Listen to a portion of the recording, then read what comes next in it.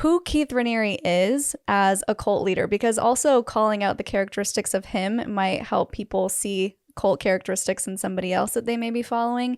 And I think the most interesting things right off the bat for me were the fact that he was a self-proclaimed genius, a concert pianist, and all of these things that turned out not to be true, right? Mm-hmm.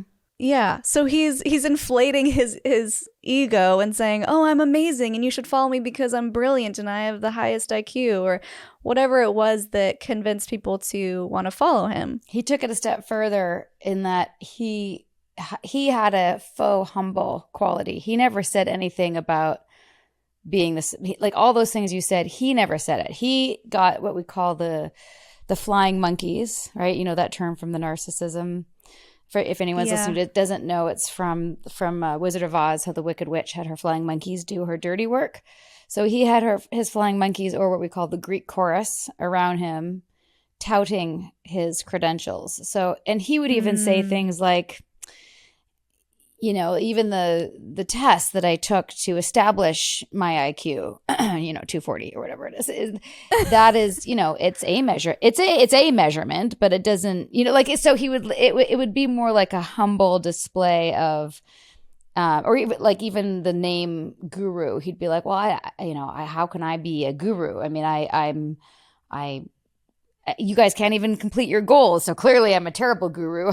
You know what I mean? Like it was sort of this, like not really owning the title, but everyone else around him gave him the title of Vanguard. And if you didn't call him Vanguard, or some people called him casually V, then you'd get in trouble for not paying tribute for what he'd built. Yeah. So it was enforced tacitly around him. So that's something I would say is a red flag. Let's say I said referred to him as Keith, which you could do out of class or out in certain contexts, but in the classroom setting, if I said Keith versus Vanguard, somebody might pull me aside and say, what's going on for you that you don't feel comfortable to use his formal title? Wow.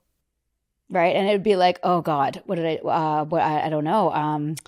What did I do? What was going on for me? I don't know. Maybe I have authority. Yes, I have authority issues. And you'd want to come up with something. So you'd want to show that you're taking this fault very responsibly. Things like that. You wouldn't be punished, spanked, but. Where did Vanguard actually come from? I think the meaning is a little funny, and then I want you to tell everyone what NXIVM actually means or where that came from. Sure. Well, as you know, not everyone will know, but I'll say that he loved practical jokes. And with all the things, there's what we were told something meant and then what it actually meant.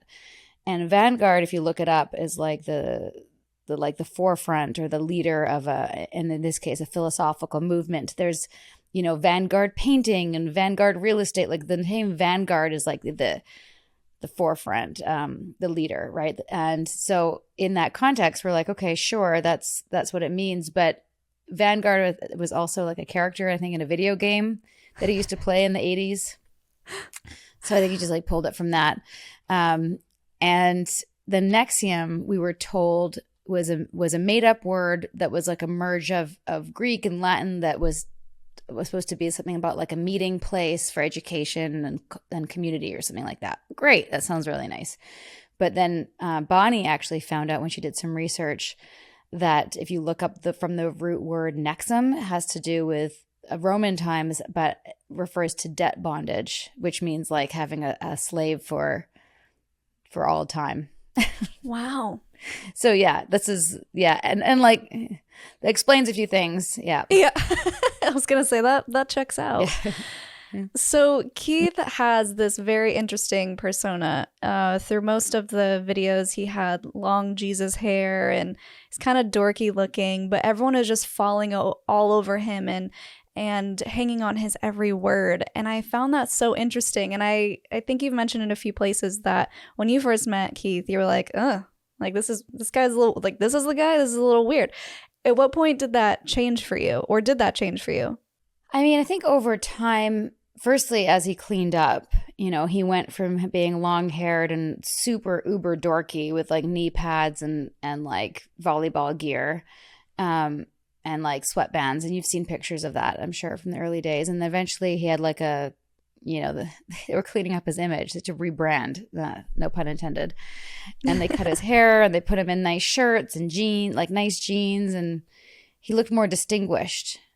And I think, there was a lot of people in retrospect, that when I first met, I would never have, for some superficial and other values, like just people I never would be friends with, because we're just so different, and you just wouldn't have connected with, that you ended up kind of having to be friends with. And that was the case with a lot of people.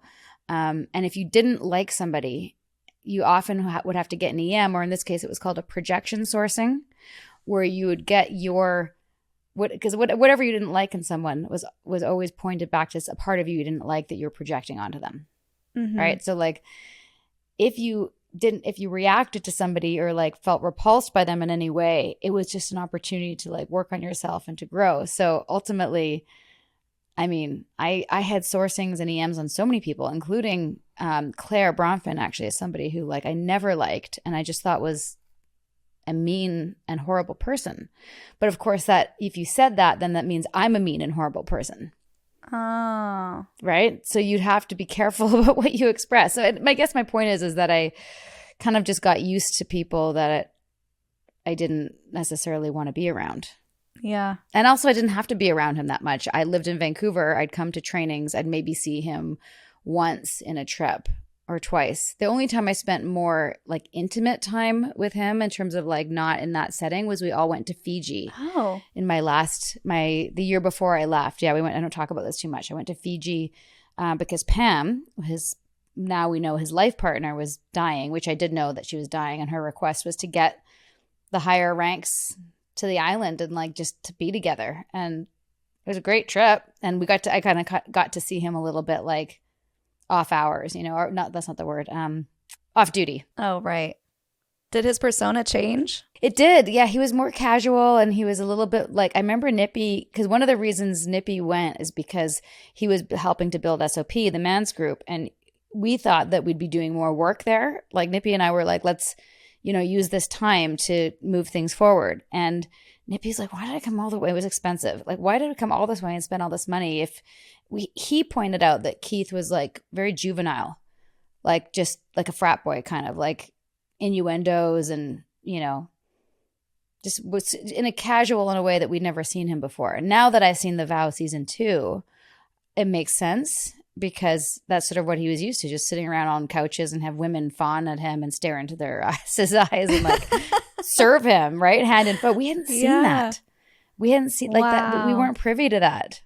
Like when we saw that stuff in The Vow, both 1 and 2, we were just like, oh my God, if I'd seen that in person, I don't know what I would have done.